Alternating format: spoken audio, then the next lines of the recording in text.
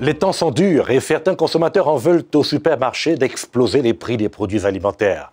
Le mouvement annoncé depuis quelques semaines entre en marche, boycotter les épiceries de la chaîne Loblaw au Canada. Le groupe de consommateurs qui enregistre de plus en plus de milliers d'abonnés dit avoir ciblé principalement cette entreprise parce qu'elle détient la plus grande part de marché dans le secteur de l'épicerie au Canada, soit 29%. Et le directeur du programme de gestion et technologie d'entreprises agricoles à l'Université McGill nous fait l'amitié de nous édifier sur le sujet. Pascal Thériault, bonsoir. Bonsoir. Alors, quel peut être l'impact d'un tel boycott? Jusqu'où peut-on aller dans un marché si ouvert de chaînes d'épicerie aussi puissantes? Mais malheureusement, pour les consommateurs, l'effet de ce genre de boycott va être extrêmement limité. Premièrement, on doit manger, donc tous les achats qu'on ne fera pas chez Loblaws, on va les faire chez un des autres grands joueurs. Et deuxièmement, c'est normalement des effets très, très limités dans le temps qui vont se dérouler s'il y a des effets. Alors, est-ce que vous comprenez la demande de ces consommateurs qui exigent à Loblaw, d'adhérer au code de conduite volontaire des épiceries, notamment où toutes les autres chaînes d'entreprises ont accepté de souscrire? On sait que la plupart des autres entreprises ont accepté de suivre ce code volontaire, sauf pour Loblaws et Walmart. Évidemment que si Loblaws et Walmart décident de ne pas participer de façon volontaire à ce code, on perd de près de 40% des achats alimentaires ne seraient pas soumis au code. Donc, ça ne ferait pas vraiment de sens. Donc, c'est très important, je pense, que Loblaws participe, malgré le fait qu'ils nous disent de leur côté que s'ils participent à ce code, ça va augmenter le prix pour les consommateurs. Mais peut-on vraiment opposer ce code à ces chaînes d'entreprises commerciales? Peut-on obliger vraiment des Loblaws à suivre la cadence? À l'heure actuelle, la façon dont le code a été pensé, a été rédigé, le gouvernement n'a pas les outils nécessaires pour forcer l'adhésion de Walmart et de Loblaws. Cependant, je pense que si, en tant que consommateur, il y a des pressions à faire, c'est beaucoup plus auprès de nos élus pour qu'ils rendent les règles plus strictes pour forcer les Loblaws de ce monde à suivre le code qu'un code volontaire. Parce que là, on voit les limites d'un code volontaire. On a le plus gros joueur qui décide de ne pas participer, puis on a un peu les mains liées. Mais en même temps, ces joueurs ont donné quand même quelques arguments. Comment ça se fait qu'on estime que le code va plutôt créer l'augmentation des prix chez les consommateurs et non l'inverse? C'est ce qui est difficile à comprendre parce que les autres joueurs, on parle de Sobeys, Empire et on parle de Métro en alimentation, et les transformateurs ont accepté de se joindre à ce grand principe du code pour augmenter la transparence, pour avoir des mesures de règlement en place pour négocier entre les transformateurs et les détaillants.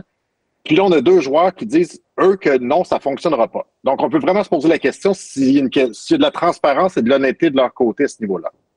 Mais à qui les consommateurs devraient donc s'adresser finalement?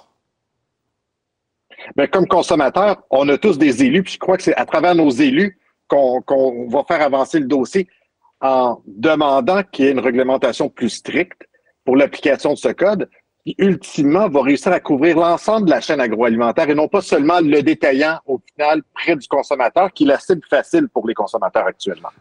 Oui, si on se retourne vers les élus, c'est qu'on va faire de ce code une loi qu'on va imposer à tout le monde. Mais quelle est la marge de manœuvre qu'on a au niveau de la production et de la chaîne d'approvisionnement? Visiblement, la bataille commence d'abord dans les plantations et les usines et non dans les rayons. La bataille commence effectivement bien avant les rayons. Puis, comme consommateur, on était frappé par l'inflation, on était frappé par des coûts d'énergie plus élevés, des coûts de salaire plus élevés. Tout a augmenté, mais c'est aussi vrai pour les producteurs agricoles, c'est aussi vrai pour les transformateurs alimentaires. Puis, dans une certaine mesure, c'est aussi vrai pour les détaillants. Donc, il y a une partie des coûts que nous, on vit dans cette économie inflationniste qui les affecte eux aussi. Donc, oui, les prix montent, mais ils montent pour tout le monde.